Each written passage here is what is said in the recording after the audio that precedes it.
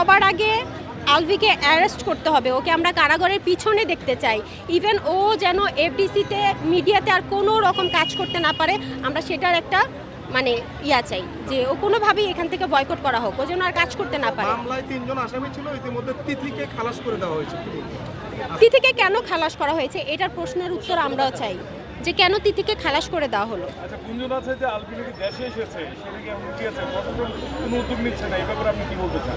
আচ্ছা, তাহলে আপনাদের আইনের উপর আমার একটা প্রশ্ন করতে হয়। একটা মানুষ লাইভে আসতেছে, সরাসরি পোস্ট দিচ্ছে, তাহলে কেন তাকে মানে আইনের আওতায় এখনও আনতে পারতেছে না, এখনও কেন তাকে রিচ করা হচ্ছে না? তাহলে কি আমাদের আইন এতটাই দুর্বল? তাহলে তো আইনের প্রতি আমাদের আরেকটু প্রশ্ন থেকে যায়, সন্দেহ থেকে যায়, মানে নাকি ওকে ইচ্ছা করেই ধরা হচ্ছে না। যেসব পুরুষরা আলভির মতো পরকীয়া করে তাদের উদ্দেশ্যে আপনি কি বলতে চান? যেসব পুরুষরা আলভির মতো পরকীয়া করে তাদের জন্য আজকে আমাদের এই মানববন্ধন, যাতে হচ্ছে এমনভাবে আলভির শাস্তি দেওয়া হোক, নেক্সট আর কোনো পুরুষ যেন অন্তত এই কাজগুলো করার আগে দ্বিতীয়বার ভাবে, আর নেক্সট কোনো মেয়ের যেন এভাবে জীবন দিতে না হয় অকালে।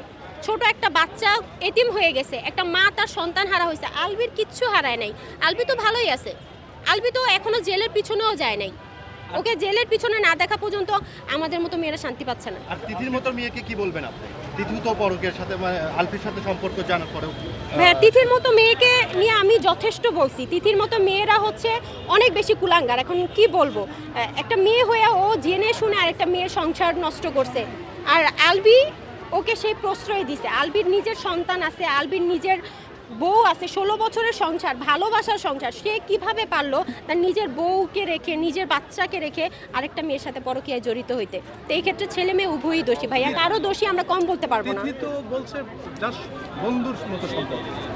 ইতিমধ্যে ভাইয়া আমরা অনেক বেশি স্ক্রিনশট, ইভেন আলভির নিজের ভয়েস রেকর্ড ভাইরাল হয়েছে, সেখানে আপনারা খুব ভালো মতোই দেখেছেন যেটা কোনো রকমই বন্ধুত্বের সম্পর্ক না, বন্ধুত্বের চেয়েও অনেক অনেক বেশি, যেটা পরকীয়ার সম্পর্ক। তিথির বাবাও অস্বীকার করছে যে আমার মেয়ের সাথে তার সম্পর্ক নাই। কোনো বাবা কি তার মেয়ের ব্যাপারে এটা বলবে?